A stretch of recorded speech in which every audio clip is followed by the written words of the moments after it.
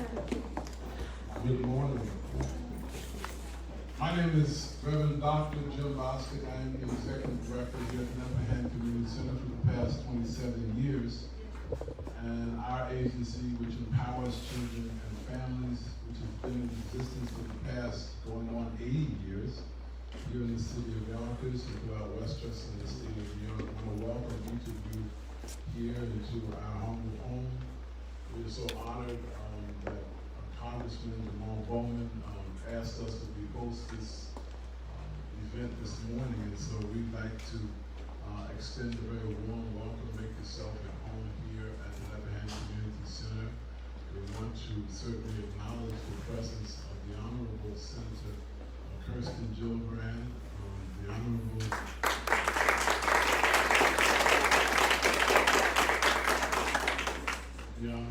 Congressman Jamaal Bowman,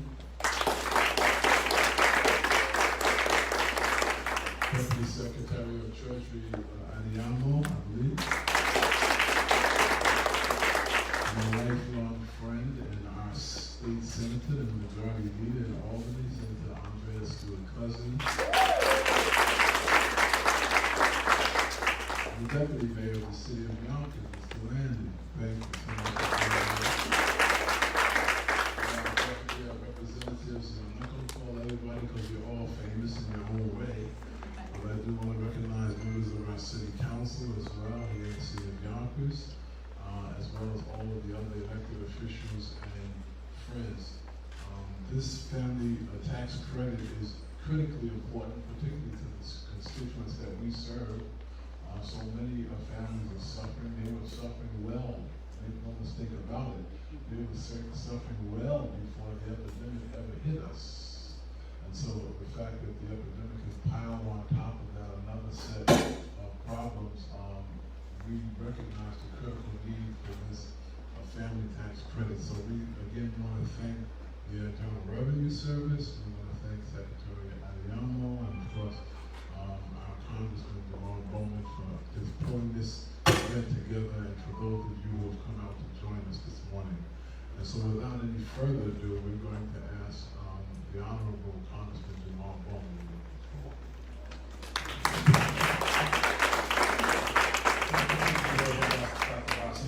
Before I make my remarks, I'm actually going to yield to State Senate Majority Leader Andrea Stewart-Cousins to say a few words. She has to run downtown after this because a very important piece of legislation is being signed today, and she'll probably mention that in her remarks.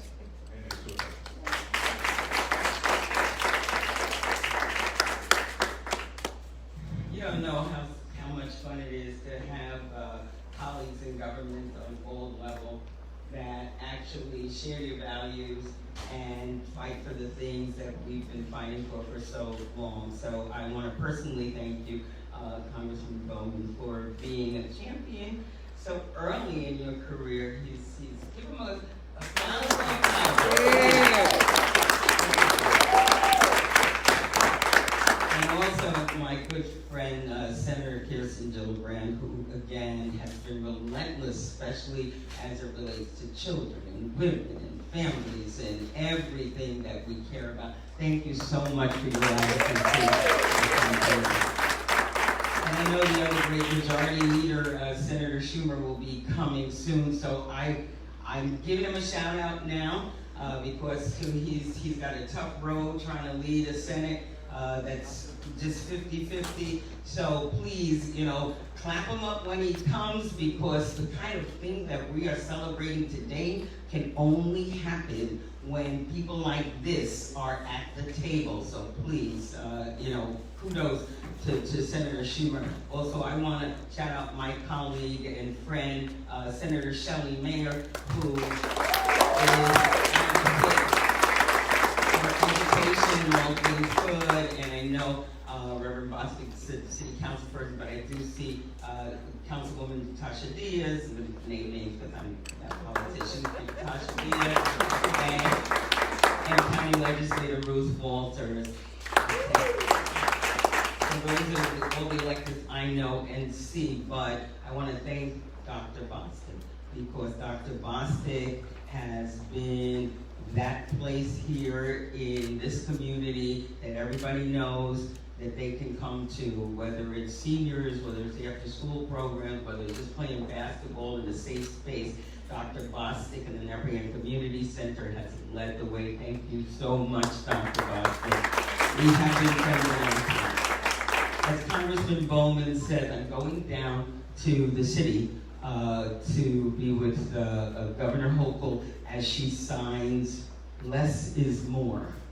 Less is More says, and all those of you who are in, contemporary, Meek Mill brought it to our attention because he was being violated. He'd done something long ago. He was being violated for, missing a concert, this and that, and going back to jail, Less is More says that you can't violate people and put them back in jail for these little technical things. We need to try and figure out how to decarcerate people, and the governor is signing that bill that we passed, the Assembly and the Senate, a few months ago. She's signing it today, so I'm going down for that.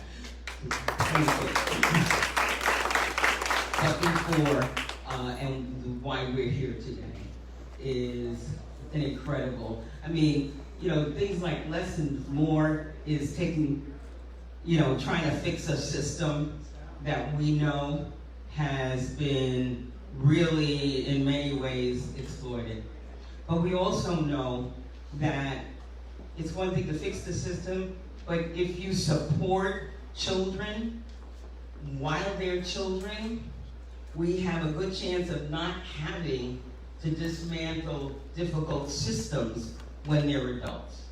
And this program that we are here to congratulate our delegation for, and thank you to the Deputy Secretary as well, so nice to meet you.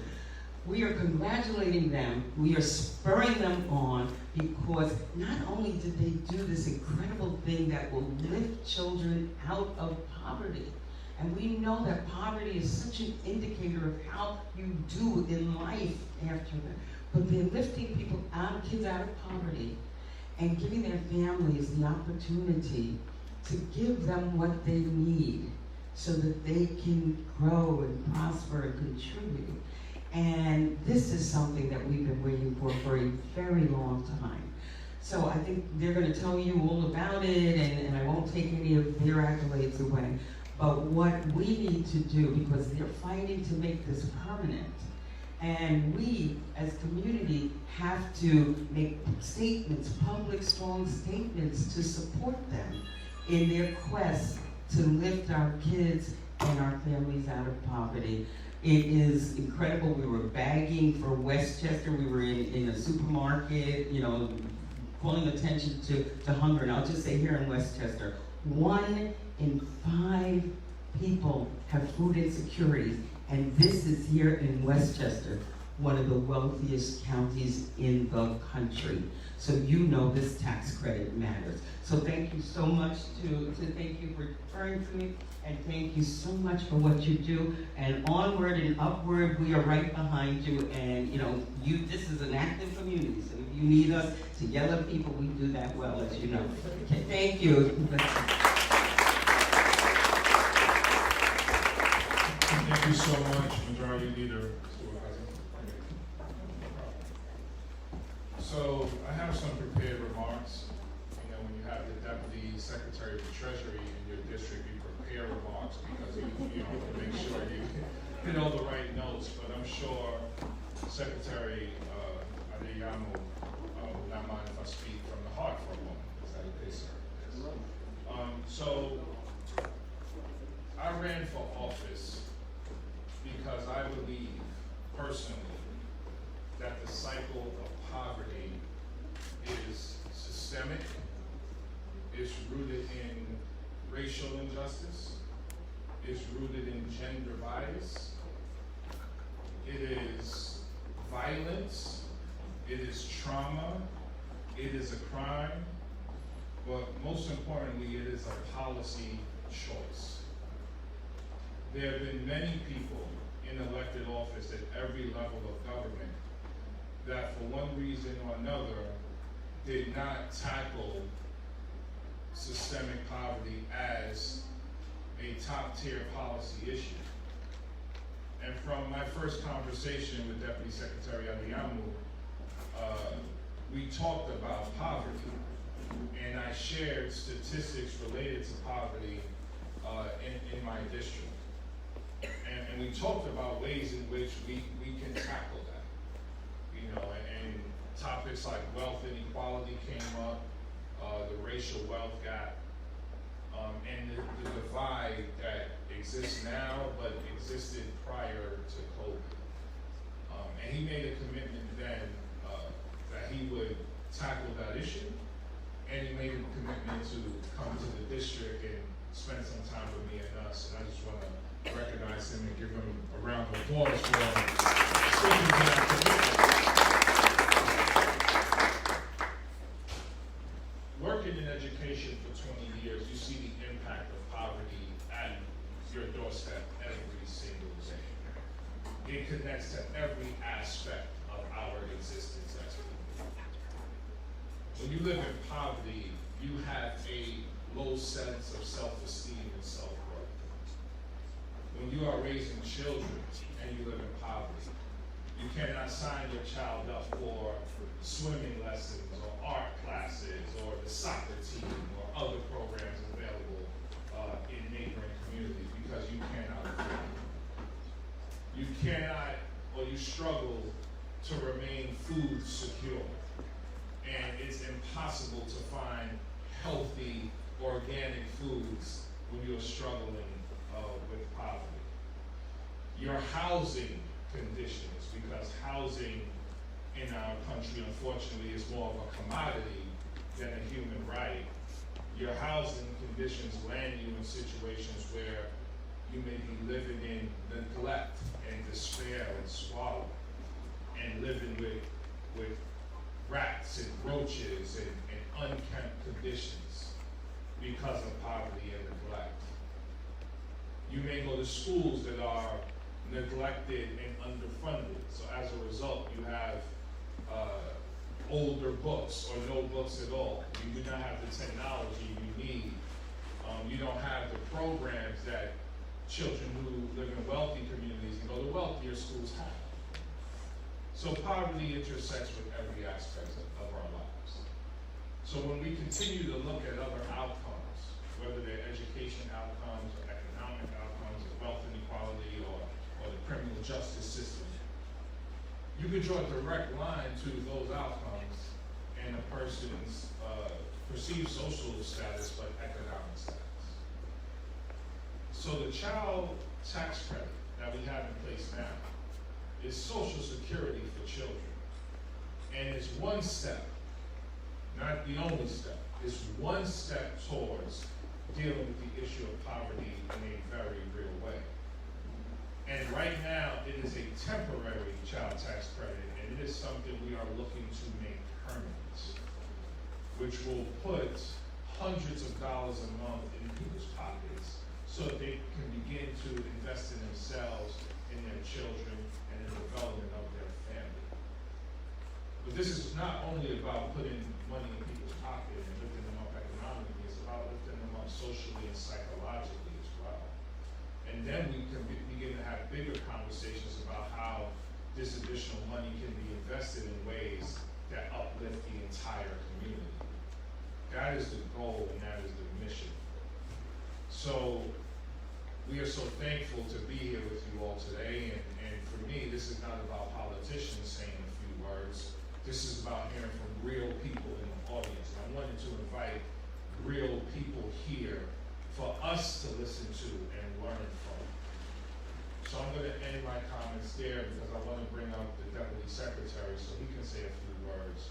And then we'll move towards the point where we can hear from people who are benefiting right now from the child tax credit. But then we also want to hear about the historical impact of poverty on some lives in here and where we ultimately need to go. So thank you all very much. It is my honor to bring to the podium Deputy Secretary of the Treasury, Mr. Adiamu.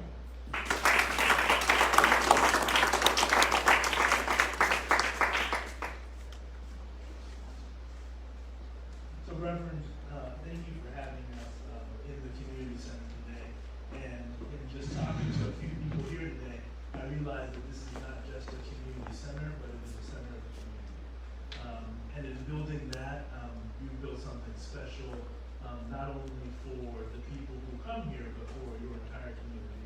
And I'm happy to be able to grace this place for the time that I'm here today, and to get to meet some members of the community, because ultimately, people asked me yesterday when I was leaving Washington, D.C., why I was going to Yonkers.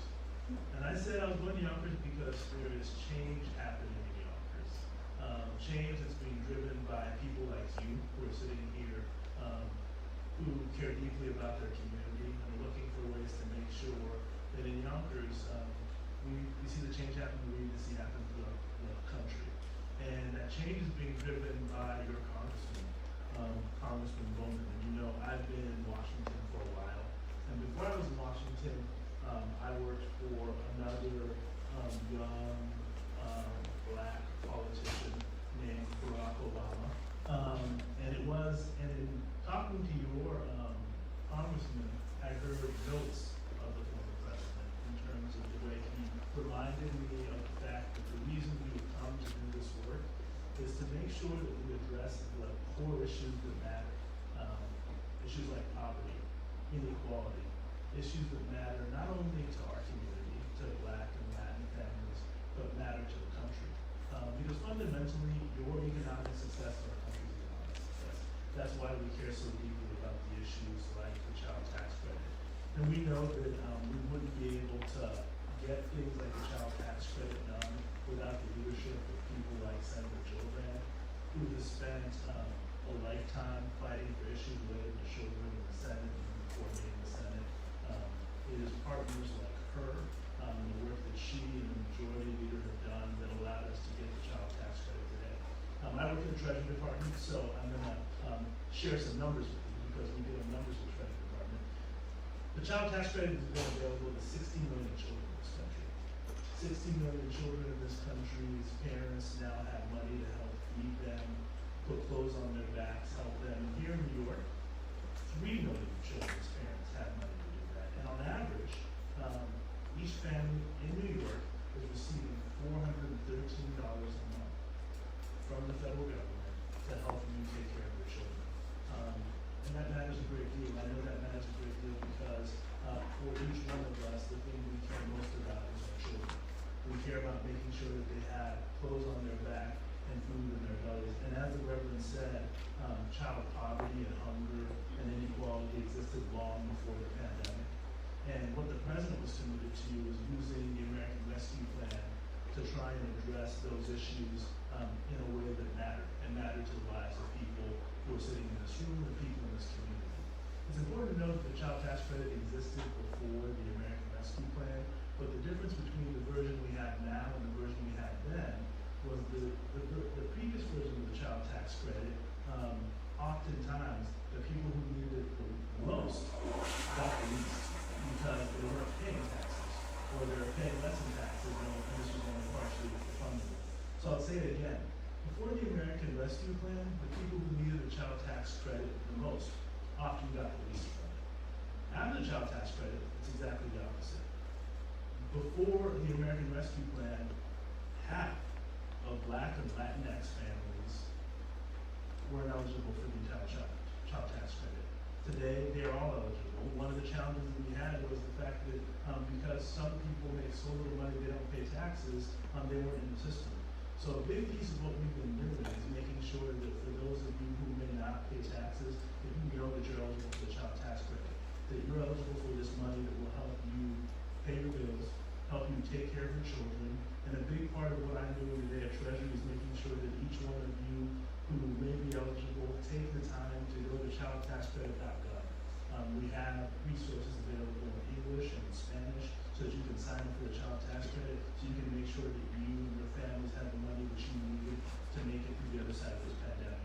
But as the Congressman said, we don't want the child tax credit to end at the end of this year. We want it to continue, and we are fortunate to have advocates like your Congressman and Senator Joe Grant who are working to make this happen in order to make sure that you have the resources to take care of your children. The thing that I know that is true is that while you care deeply about your children's success isn't only important to you, isn't only important to your communities, it's important to the entire country. And that's why we're committed to continue to do this work with you. And I'm looking forward to hearing from you, learning, hearing from you in terms of how you're using the child tax credit and how your government can continue to help you during the pandemic and into the future. So it's so great to be here with you in your office today. Thank you for having me, Congressman. Thank you for having me at this community center. And I look forward to hearing from you later.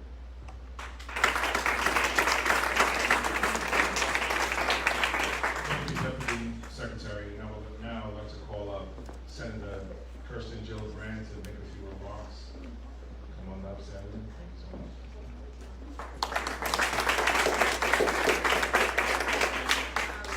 I want to thank Jamaal for bringing us all together here.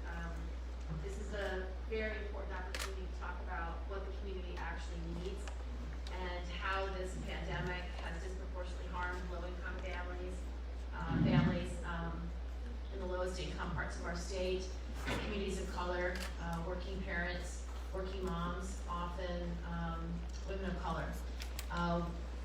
We know that a community center like this that Dr. Bostic has run can be a lifeline to a community because it's where people can come. It's where people can discuss, talk about their needs, what help there is available. It's a place where seniors can come and see friends and do things. It's where kids can come. It's the heart and soul of this community. So thank you, Dr. Bostic, for being there for us and being there forever. And I really want to thank Deputy Secretary Wally Ayamo for being here. His life, although shorter than me and Jamal's, is filled with extraordinary public service. And he's really committed himself not only through President Obama's administration, but now through President Biden's administration to solve problems, to solve hard problems, to do the things that need being done. And his awareness of what families need through his service and through the life he's lived is really important.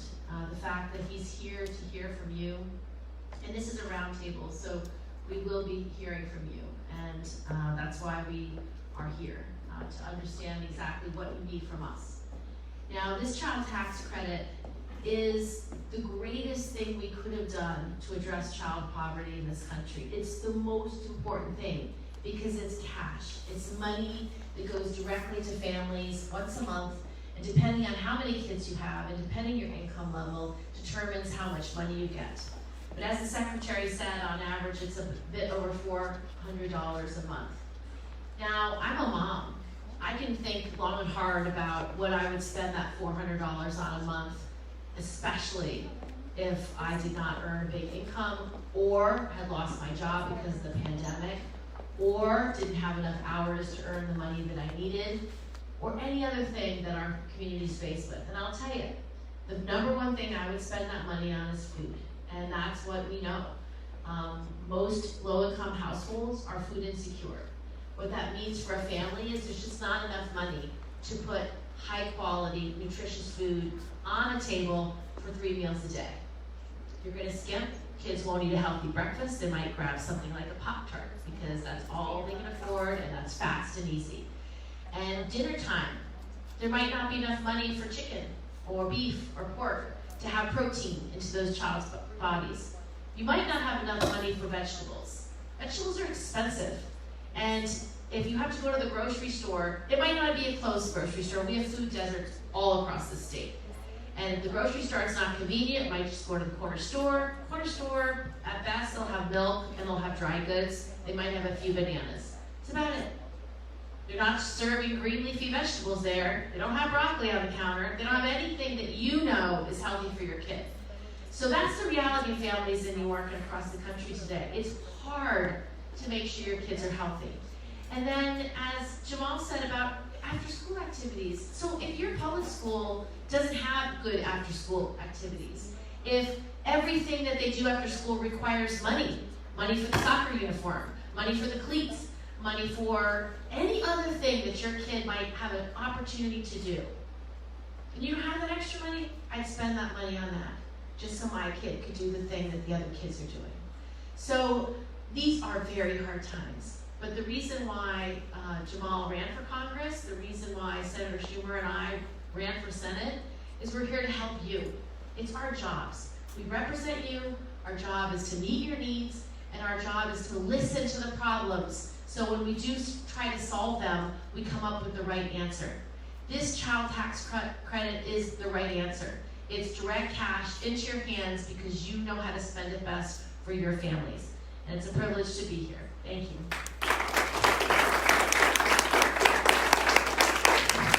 Okay, we're now going to transition and begin to hear from members of the audience who have came out to share a few words.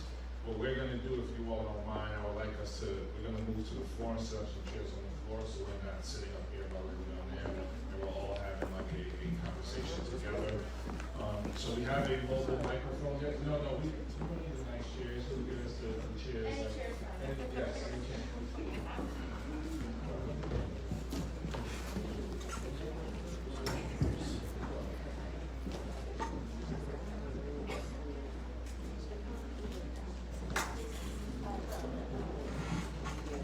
So we have a mobile microphone, yes? Yeah, there's a mic right there. Yeah, Georgia, you got it? Georgia, you ready? So our first speaker is a Yonkers resident, lifelong Yonkers resident, and mom, Miss Raquel Ali. Miss Ali, you can sit right, you can stay where you are. We're going to bring a microphone to you.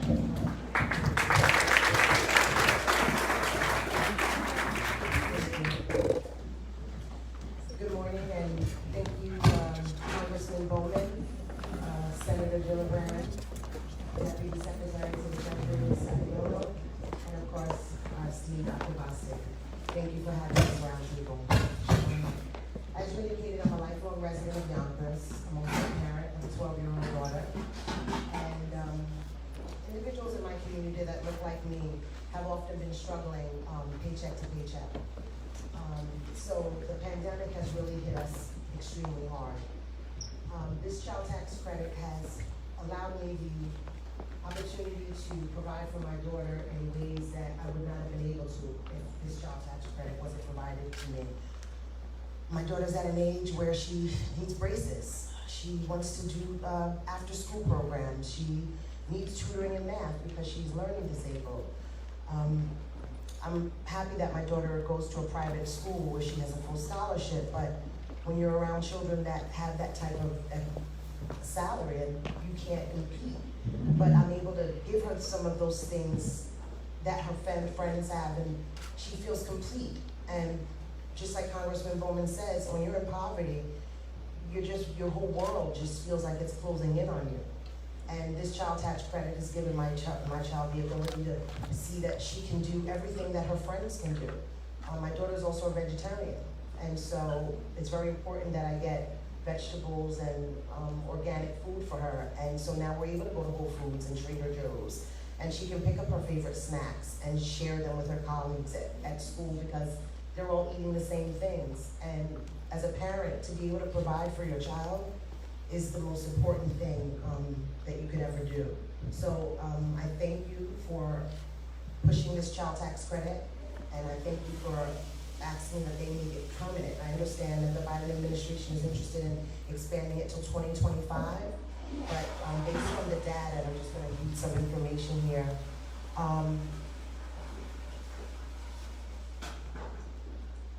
According to the Census Bureau Household Pulse Survey, the share of household with children reporting that they sometimes or often didn't have enough to eat over the past week dropped by 25% after monthly child tax credit payments started being paid.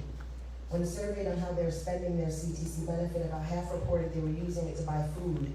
Other top expenditures included buying clothing, paying utility bills, and paying down debt. It appears that families are spending these benefits in ways that will materially improve their children's lives. And in regards to Yonkers, the poverty rate across the state of New York is 15.1%, and in Yonkers is 16.4%.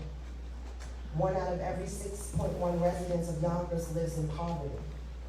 32,602 of the 198,599 Yonkers residents reported income levels below the poverty line in the last year.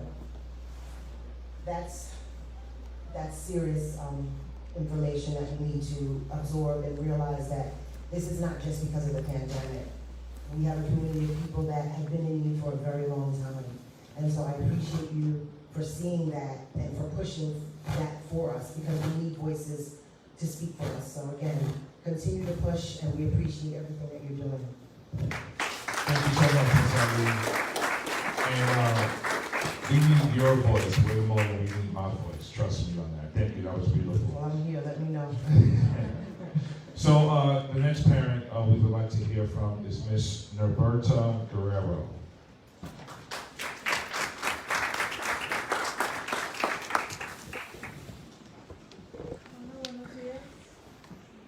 Buenos días. Mi nombre es Norberta Guerrero. Me gustaría agradecerle al congresista Jamaal Bowman, al senador Schumer y la senadora Gilligan, a su secretario por recibirme hoy aquí. El último año me ha sido increíblemente duro para mí y mi familia. Siempre ha sido difícil llegar a fin de mes, pero la pandemia nos afectó mucho, a mí y me dio COVID, y a muchos miembros de mi familia. También había estado trabajando, limpiando casas y de vendedora, pero cuando llegó el COVID, perdí todo, mi trabajo, y no sabía cómo podría mantener a mi familia, incluso ahora, con todo tan inestable. Todavía me quedo en casa para cuidar a mis hijos y no puedo trabajar tanto.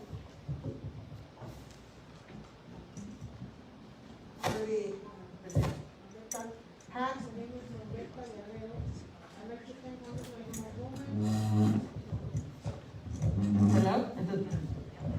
Hi, my name is Norberta Guerrero. I'd like to thank Congressman Jamaal Bowman, Senator Schumer, Senator Gillibrand, and the Deputy Secretary for having me here today.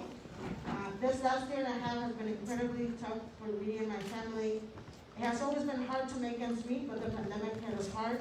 I got COVID and many members of my family did too. I have been working as a house cleaner and street vendor, but when COVID hit, I lost all of my work, and I didn't know how to provide for my family. Even now, with everything so unstable, I still stay home to take care of my kids and cannot work as much. Por eso, cuando recibí los cheques para mis hijos del Tesoro de los Estados Unidos, me sentí sorprendidamente y aliviada. Solté un suspiro de alivio, por lo que esto significa para nosotros. Podría pagar las cosas que mis hijos necesitaban, útiles escolares, alquiler, comida, muchas otras necesidades. El crédito tributario por hijos ha sido muy importante para nosotros. This is why when I received checks for my kids from the United States Treasury, I was both surprised and relieved. I breathed a sigh of relief for what this meant for us. I would be able to pay for the things my children needed, school supplies, rent, food, and many other necessities. The child tax credit has been hugely important for us. Vine a este país en busca de mejores oportunidades para mis hijos. Es por eso que participo como miembro de Make the Road Mejor, para poder ayudar a mejorar nuestro país. Por cierto, la semana que viene iremos a DC para hacer oír nuestras voces sobre la reforma migratoria. Pero quiero que todos sepan que la aprobación del crédito tributario por hijos ha significado que mis hijos estén alojados en la escuela y alimentados. I came to this country for better opportunities for my children. That's why I participate as a member of Make the Road New York, so I can help make our country better. By the way, next week we will be going to DC to make our voices heard on immigration reform. But I want everyone to know that the passage of the child tax credit has meant that my children are housed, in school, and fed. Gracias a todos ustedes, especialmente a los congresistas. Jamaal Bowman, congresista, usted conoció a mi familia.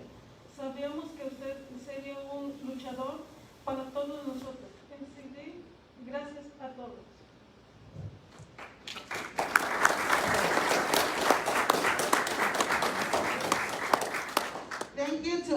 you, especially to Congressman Jamaal Bowman. Congressman, you met my family, and we knew that you would be a fighter for us all in DC. Thank you. Thank you so much, thank you. Let me just recognize Assemblyman Nader Sayed, who entered. Thank you, Mr. Sayed, for being here. And the one and only Majority Leader, U.S. Senator Chuck Schumer, who's going around here.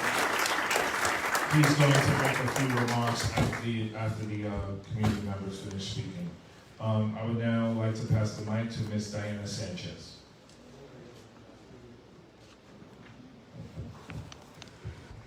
Hi everyone, my name is Diana. Welcome to Yonkers. We are the third largest city in the state of New York. As you guys know, New York State is one of the wealthiest states, and it's basically income. Everything it's as balanced as the richest countries in the whole entire world. So the reason I'm here on behalf of my family and my community. I'm a co-founder of Yonkers Sanctuary Movement, and I'm also a mother of 4, a resident of Yonkers. Seeing right now everything is so surreal, because I actually met the Reverend when I was 14 years of age. I used to work in a supermarket because our family couldn't support. We couldn't get by. Unfortunately, my parents were undocumented. That meant we didn't qualify for any assisted nutritional program. Now that I'm older, it's crazy that we're still in the same exact place, right? And I'm sorry I get emotional because it just brings me trauma. And as you guys know, poverty has existed throughout history. Communities such as minorities and even white folks who live in low income do get that affected. So if this is an issue that affects everyone, regardless of our skin color, of our nationality, this goes beyond race. For me personally, during the pandemic, my husband was the only one who was working. I have my 4 children doing remote learning.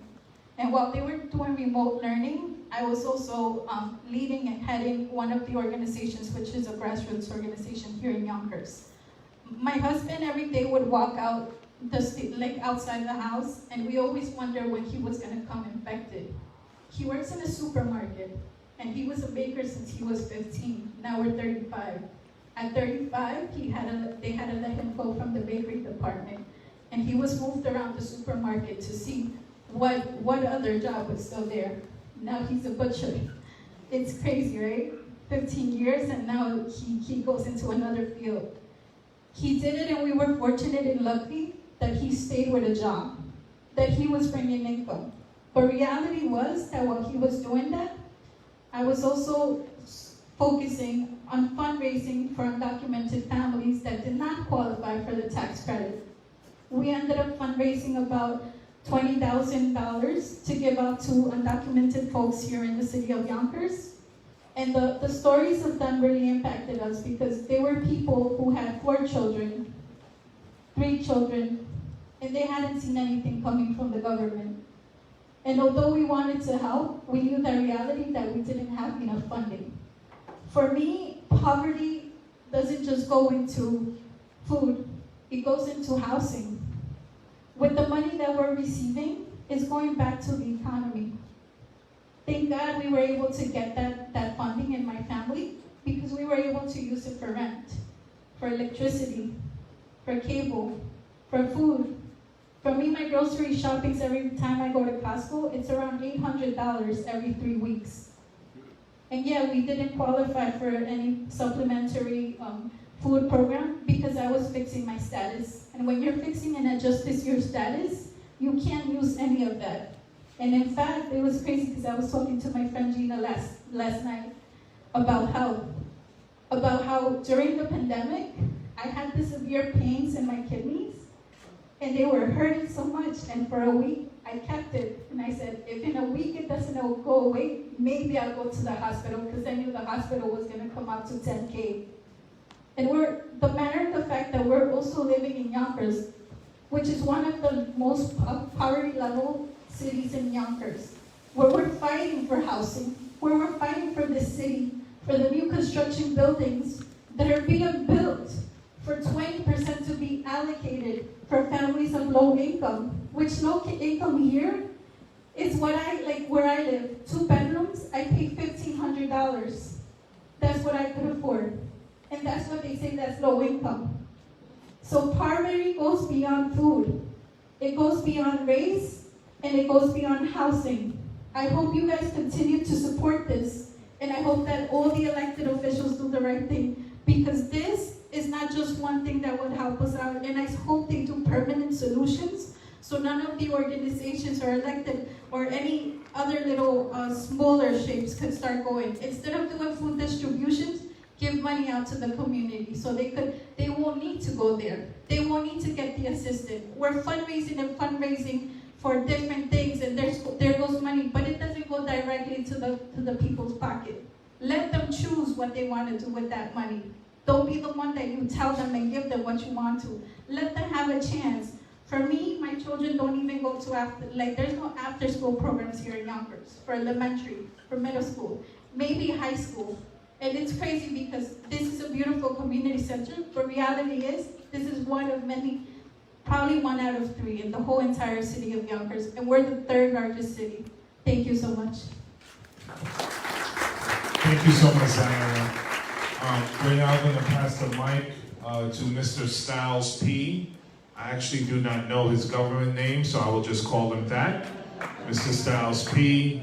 From the legendary group Deluxe. Born and raised in Yonkers. I wanted him to come in and share a bit of his story. Thank you, Styles. Peace and blessings, ladies and gentlemen, people of Congress, people of Senate. This is very simple for me, to be honest with you guys.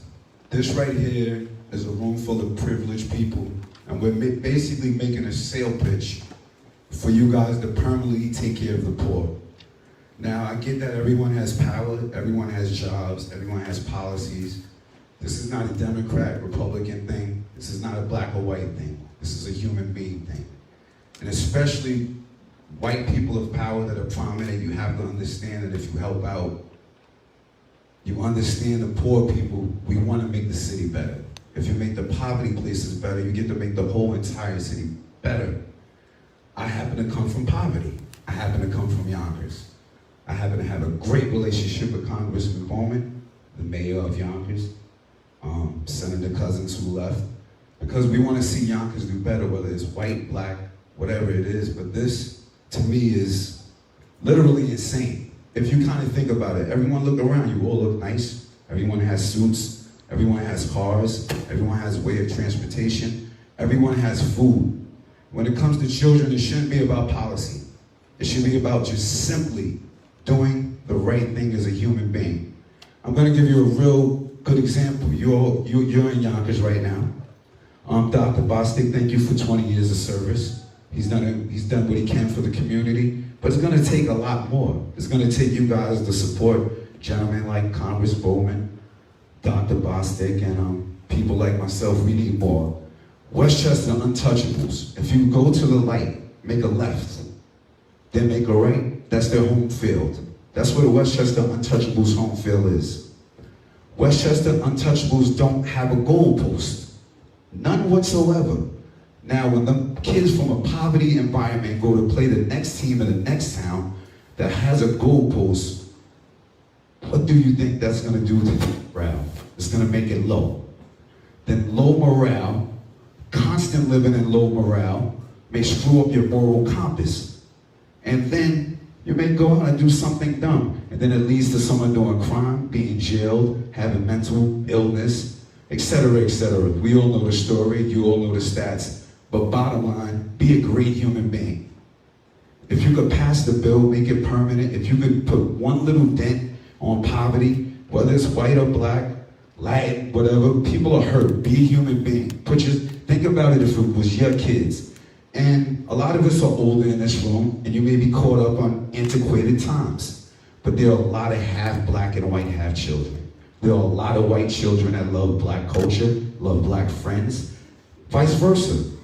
Don't be antiquated. Don't be so caught up in politics that you miss being a human being and doing the right thing.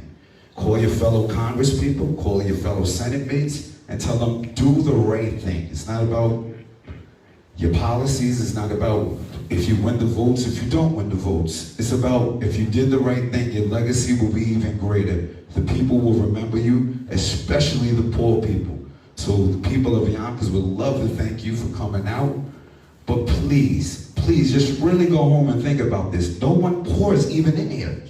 Mostly besides the few of us who are speaking.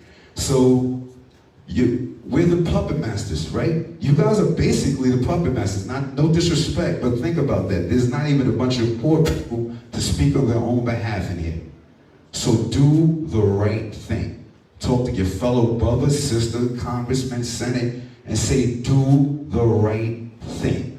Simply that. Love is love. God bless you. Thank you for coming to Yonkers. We appreciate you. Thank you. Brandon, you're gonna stay right there. We have one more speaker before we go to Senator Schumer. Mr. Jonathan Alvarez. Thank you. Thank you. First, thank Congressman Bowman for inviting me to the speaking engagement. It's definitely an honor to be here. Thank you for everyone for making this happen. For those who don't know me, I'm Jonathan Alvarez. I'm a 33-year-old Yonkers native. I was born and raised in the southwest section of Yonkers, Lawrence Street and South Road to be exact. I'm identified as a community leader. And in the words of Jamaal Bowman, I'm a community transformer. I'm the boots on the ground. I'm co-founder and director of Now and For United. Gotcha. I'm co-founder and director of Now and For United, a local program-based mentoring organization working to educate and empower the youth and the justice of all. I'm also a case manager for the Office of Victim Services working for the YMCA Yonkers Snug site. What brought me to this work is my personal experiences with the streets, poverty, and the criminal justice system. I'm a formerly incarcerated person. I served nearly 13 years in state prison at the age of 17 for a violent crime, and I returned home at the age of 30. But like I tell people, the power of my story is not that I served prison time. Prison time served me. I went to prison with a 10th grade education. I was kicked out of high school. I returned home with a bachelor's degree in social studies. Within my first year, I was awarded nearly a full scholarship to attend Parsons School Design Master's Program. Admittedly, I withdrew from the program to fulfill my true purpose, to mentor, to support, to help join the battle against poverty and systemic neglect in the city of Yonkers. To give to the youth what I didn't have growing up on the Southwest, to give to the formerly incarcerated was not really available. My mother was single. I lost my father at 10 to the federal system. So I didn't have no real father or role model. Excuse me. So what I'm saying is this.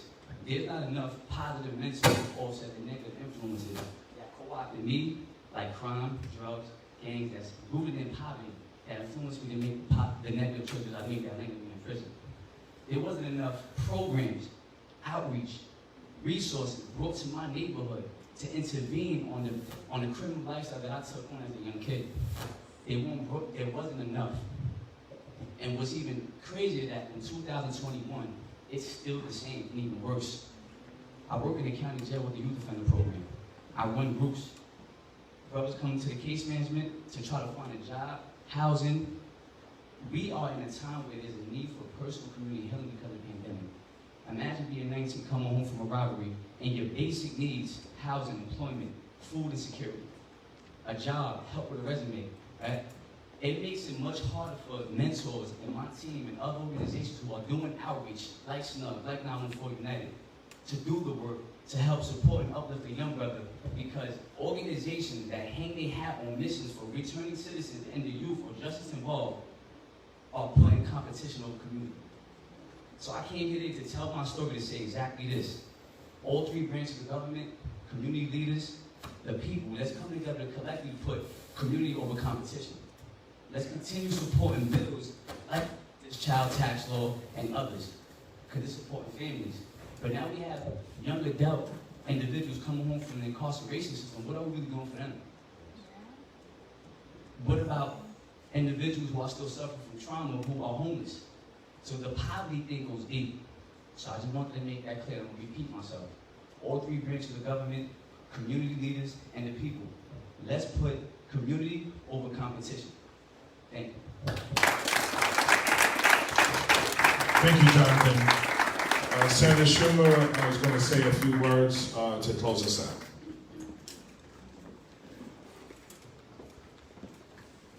Thank you, Jamaal, and thank you for putting this together. I thank my colleague in government, my good friend, Senator Gillibrand.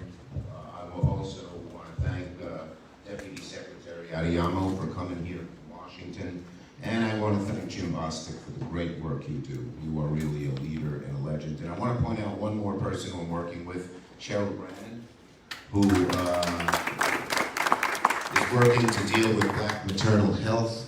And we're introducing legislation called the Momnibus. We're making good progress on it in terms of this bill. And Cheryl, we had a great event over at a hospital where we talked about getting $500,000 to the hospital. Too many children die and mothers die at childbirth who are poor.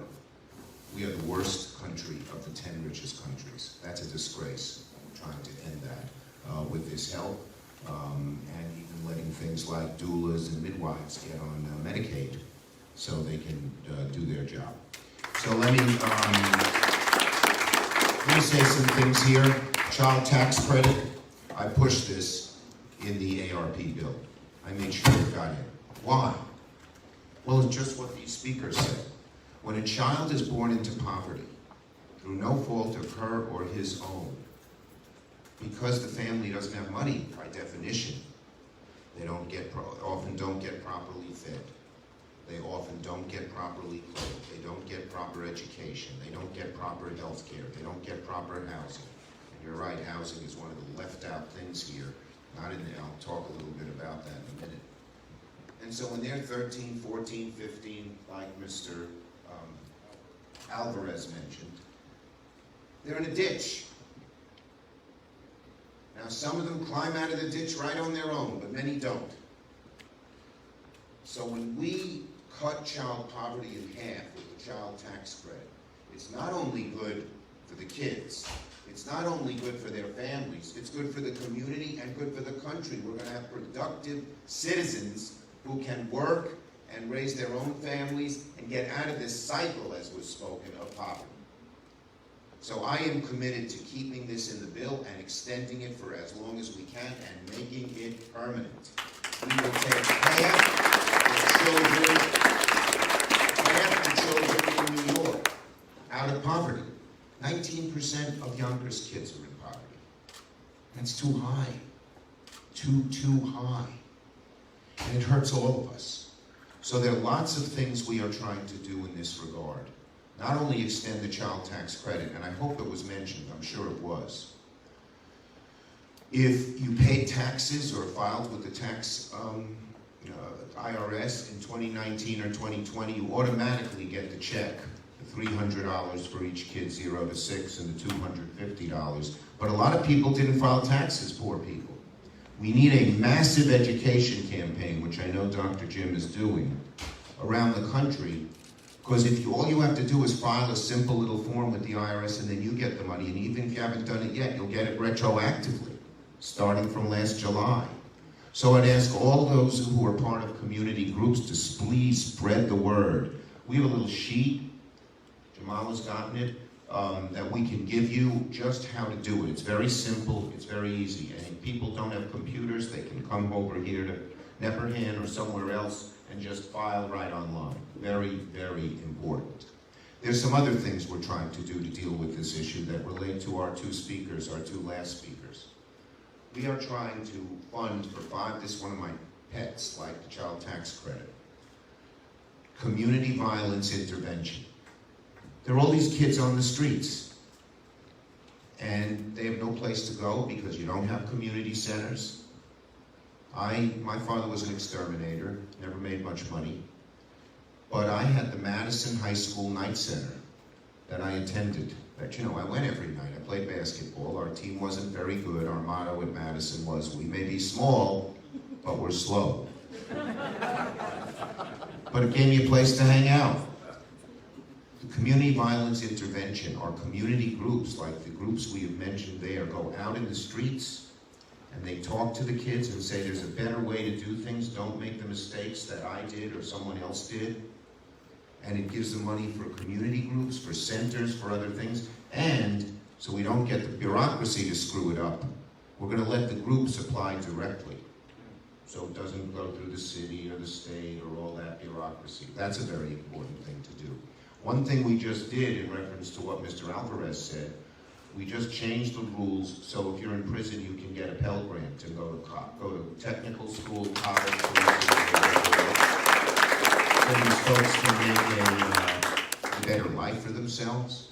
We're working on many different fronts, and on housing, not only have we gotten, this is a fight I've made with a bunch of the other Congress people, not only in the House bill did we get $80 billion for public housing, because our public housing has deteriorated so here in Yonkers and throughout, but we've gotten $200 billion for both new assisted housing, like the 20% you mentioned, ma'am, and first-time down payments for home buyers.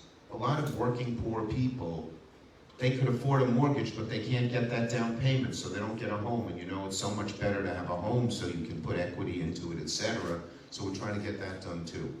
So this bill, this Build Back Better bill, we can extend it, we will extend the child tax credit, because as you know, we just did it for the year expiring in December.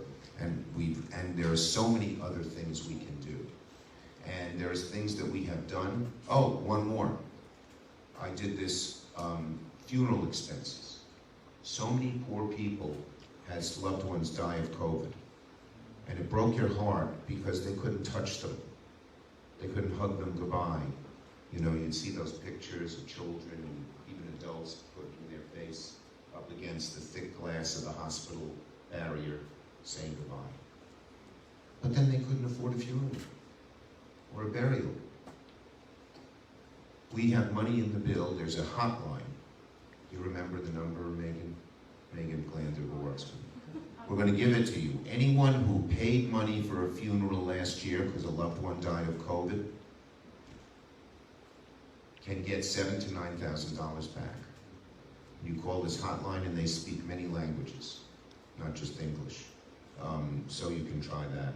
So there's a whole list of things that we've already passed, a whole other list of things, as I mentioned, with community centers we're trying to get passed. I will try to get through Jamaal all that information out to you so you can both work to get it done, the things that didn't get passed, and work to take advantage. All the money we get for you, and this is the first time we put poorer people, people of color, people in poverty at the top of the list, not at the bottom. But it doesn't do any good if the money stays on the shelf in his office. So these are ways you can get it and access this money directly. So I thank you for being here. I want to thank Jamaal, who's done a great job in the Congress. I want to thank our assemblyman. I know our state senator was here, and our council members from the Yonkers City Council for being here. And I am committed to continuing the fight. I heard you call El Luchador. That's my nickname. To continue the fight. It was first I gave it to Nydia Velasquez. She was La Luchadora, but she returned the compliment and made me a luchador. But in any case, we will continue the fight until we can create some fairness and some equality and some hope in all of our society. So thank you. Thank you very much.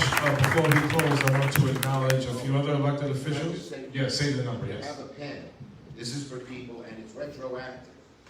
So even if you went to you had a funeral, God forbid, you know, sorry for the loss, last year, you can get the money this year. Okay, over $1 billion has been given out. So here's the number. It's a free number. 844.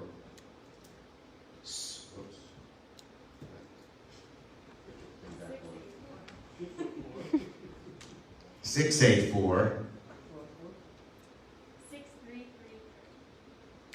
Say it out loud. Can you just put this on? Let's just say it all at once so no one gets it. 844-684-6333. Right. Congresswoman Ocasio-Cortez and I made sure we passed this law together. She made sure that they established a hotline so people could access it. So it's working. That hotline works very well. Thank you. Just want to shout out Westchester County Legislator Ruth Walters, Councilwoman Tasha Diaz, Majority Leader Congressman Pineda, Deputy Mayor Anthony Landy, and I think that's it. Did I forget somebody? Shanae Williams in the house. Oh, she just got here. She late. Come on, Shanae. You're supposed to be here on time. Shout out to I know. Great to see you, Shanae Williams. And then we're going to move to the press gaggle right after the Senator speaks. There were a lot of other things in the original bill. Again, we made sure that the city of Yonkers got money so they wouldn't have to lay off people or cut services. The city of Yonkers got, and you know, our former governor, he wanted it all to go just to the government, to the state. We said no, we're giving it to the localities and the state. We got $88 million for the city of Yonkers. We also got rental assistance, so people who were kicked out of their homes can get it. That went to the city of Yonkers send their money to the state? No, good, you kept it here, smart. City of New York sent it to the state and they can't find it now. So there's money for rental assistance, we gotta spread the word on that. That's still ongoing. They closed the application, so if there's people who need to apply, they won't even see them. Why? Because they said it was just too much. We'll have to check out that. Yeah. We'll have to check that out. And there was money for the Yonkers Fire Department to hire 30 firefighters to keep us safe. So we did try to get a lot more to Yonkers. Yonkers is now, as somebody mentioned, the third largest city.